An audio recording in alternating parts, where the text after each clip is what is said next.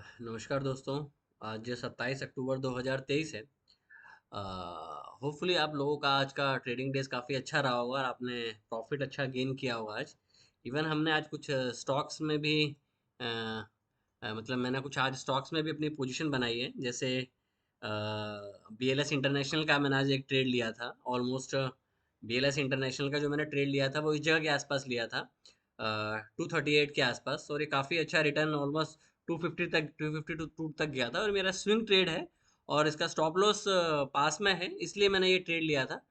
Trade लेने का कारण ये था कि इसमें थोड़ी सी एक अच्छी एक डबल बॉटम टाइप की पुशबैंड बनी थी। जैसे यहाँ पे एक बार क्लोज हुआ, फिर यहाँ पे हुआ, तो यहाँ से एक रिवर्सल मिला, तो मेरे को एक उम्मीद है कि बाजार जो है एक पिवट तक जा सकता है। तो 260 270 का मुझे एक स्विंग टारगेट मिल सकता है। उसके बाद मैंने एक ट्रेड लिया था आपका अच्छा, निफ्टी का एक टारगेट लगाया था, वो कैंसिल हुआ है ऑर्डर, क्योंकि और दूसरा मैंने ट्रेड जो आज लिया है वो अ,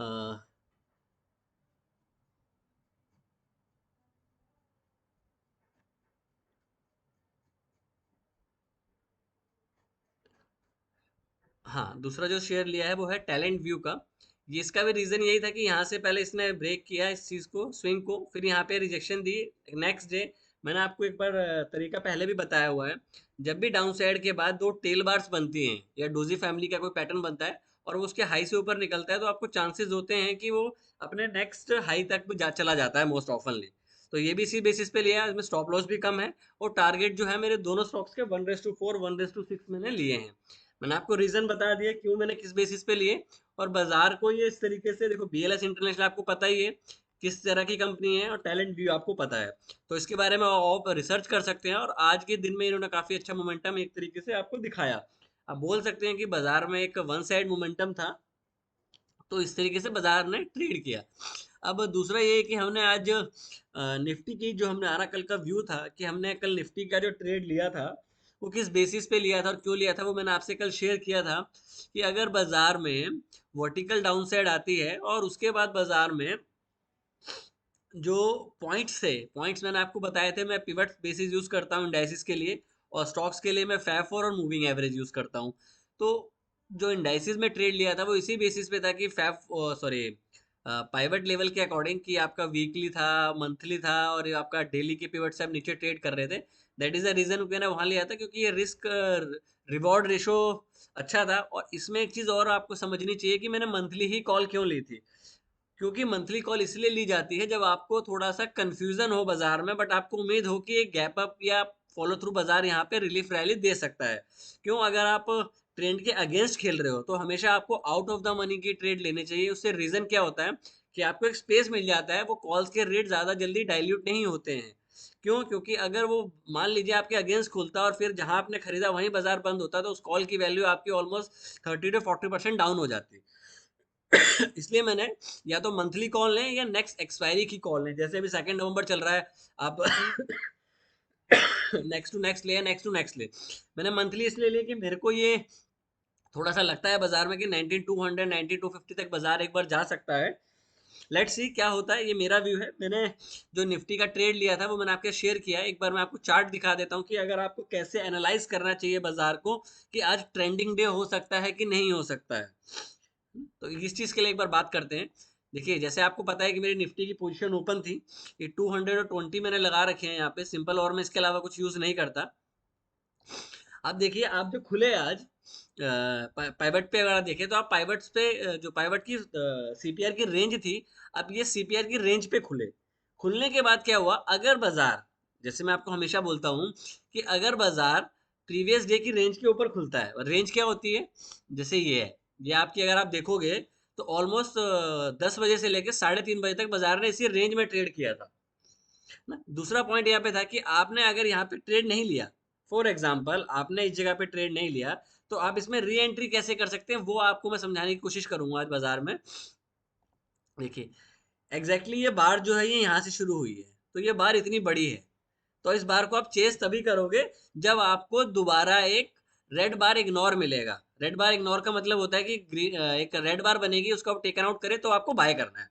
जैसे यहाँ पे, जैसे ये देखिए, यहाँ ये ग्रीन बार बनी, ये रेड बार बनी, जैसे इसने इसको दोबारा टेकन आउट किया, आपका ये स्टॉप लॉस बनता है आपकी बार, ना कि ये स्टॉप लॉस बनता। रिमेंबर दीज पॉइंट्स, बिकॉज अगर आप इसको स्टॉप लॉस लोगे तो आपका बहुत बड़ा स्टॉप लॉस बन जाएगा।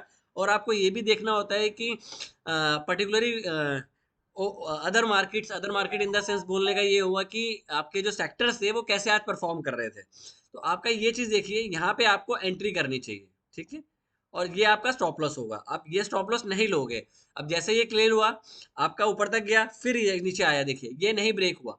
इससे ये पता लगता है कि आपने जो री एंट्री करी है वो इस बेसिस पे करी थी कि आप जो हो रेड बार इग्नोर के बाद ले रहे हो, मतलब फॉलो थ्रू खेल रहे हो, बट डाउन साइड के बाद खेल रहे हो, क्योंकि ये जो तेज मोमेंटम गया, आपने इसको रिट्रेस होने दिया, और जैसे ही ये चीज निकली, आपने दोबारा इस पे एंट्री करी। अब यहाँ देखिए, ये सेम चीज देखिए, ये बना, ये बना, आपको यहाँ से मिला, नई मोमेंटम मिला। तो इस तरीके से आपको री एंट्री बाजार में करनी होती है, बाजार में, क्योंकि इस तरीके से अगर आप एंट्री करेंगे तो आपको, देखो सही गलत बोलना मुश्किल है, बट इस तरीके से आपको बाजार में मोमेंटम मिलता है। और आप एक चीज और ऑब्जर्व कीजिए बाजार में, कि जब बाजार ने यहाँ से ये चीज ब्रेक करी, ये वाली लाइन, तो बाजार इसी रेंज को रिस्पेक्ट कर रहा था। मैं इसको दोबारा से बनाता हूँ, एक मिनट, इसको ये करके थोड़ा सा हाइड कर लेते हैं। अब ये देखिए, जो मैंने ब्लू ट्रेंड लाइन ब्लू एक हॉरिजॉन्टल लाइन बनाई है, बाजार ऊपर गया, रिस्पेक्ट किया, फिर यहाँ पे गया, फिर रिस्पेक्ट किया। मैंने अपनी जो पोजीशन थी, मैंने जो कॉल में कैरी करके ले गया था 19,100 की, वो यहाँ पे गई, मैंने एग्जिट नहीं किया। देखो मैं आपको कारण बता रहा हूँ मैं इस कॉल से क्यों एग्जिट हुआ हूँ। यहाँ पे बाजार गया, नीचे आया, मैं एग्जिट नहीं किया, दोबारा बाजार ऊपर गया। अब दोबारा यहाँ पे ना शूटिंग स्टार और इस तरह की अगर बार बनने लगे, और आप 200 के ऊपर हो, और आपको एक काफी 200 पॉइंट की रैली मिल चुकी है, तो और 150 पॉइंट आप ऊपर नहीं जाओगे। तो आपको क्या करना चाहिए, मैंने अपना ये प्रॉफिट बुक किया, प्रॉफिट बुक करने के बाद मैंने बाजार का वेट किया कि बाजार इस चीज को करेक्ट करे, या तो करेक्ट करे या मॉर्निंग का हाई निकाले। तो जब ये दोनों में से एक चीज हुई, मैंने दोबारा यहाँ पे 19,200 की मंथली कॉल ली। अब मंथली कॉल मैंने इसलिए ली क्योंकि बाजार में वॉलेटिलिटी हो सकती है, आप हो सकता है मंडे को गैप डाउन भी करो, तो इसलिए मैंने 50% क्वांटिटी से एंट्री करी 206 या 8 रुपए के आसपास, और वो 220 के आसपास बंद हुई है। तो आपको अपने ट्रेड को मैनेज करना बड़ा जरूरी है कि आप किस तरीके से मैनेज करते हो। बिकॉज होता क्या है, यहाँ से बाजार एक वर्टिकल नीचे भी यहाँ तक आ सकता था, तो या तो मैं यहाँ पे एंट्री करता, या मैंने जो मैंने लाइन बनाई थी उसने एक बार रिस्पेक्ट किया, दो बार रिस्पेक्ट किया, और उसके बाद उसने हाई निकाल दिया। तो आपको यहाँ पे भी चेंज इन कलर दिखाई दे रहा है, तो यहाँ पे आप उसको एंट्री करो। और आपको इनिशियली अगर आपको इंट्राडे करना था, क्योंकि मैंने पोजीशन कैरी करनी थी, इसलिए मैंने सेम एक्सपायरी की नहीं करी, मतलब जो 2 नवंबर की एक्सपायरी है उसका मैंने ट्रेड इसलिए नहीं किया क्योंकि मुझे लगता है कि मुझे जैसे आज 40-50 पॉइंट मुझे आज मिले हैं, तो हो सकता है कि 40-50 पॉइंट 100 पॉइंट मुझे और मिल जाए।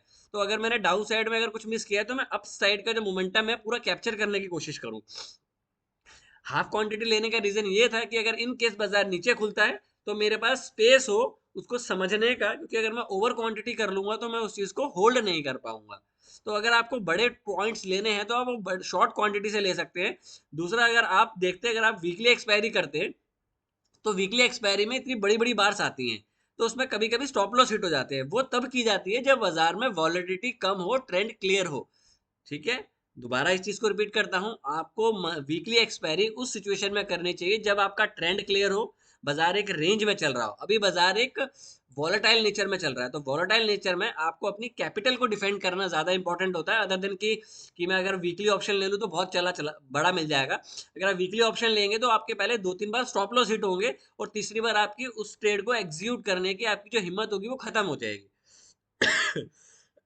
तो मेरा ये व्यू था, और उम्मीद यही है कि हो सकता है कि नेक्स्ट वीक में आपको थोड़ा सा और मोमेंटम ऊपर की साइड को देखने को मिले, क्योंकि मैं आपको हमेशा एक बात बोलता हूँ, जितना डीपर करेक्शन होगा उतना ही डीपर आपको रैली मिलेगी। तो ये मेरा व्यू है, कोई भी ट्रेड लेने से पहले प्लीज अपने वित्तीय सलाहकार से जरूर सलाह करें। Thank you, trade well. और वीकेंड में कुछ ऐसी चीजें करें लाइक प्राइस एक्शन के ऊपर कुछ समझें, और कोई डाउट होता है तो प्लीज लेट मी नो कि हम उस चीज के ऊपर एक चीजों को डिस्कशन प्रॉपर मैनर में कर पाए। Thank you, take care and trade well.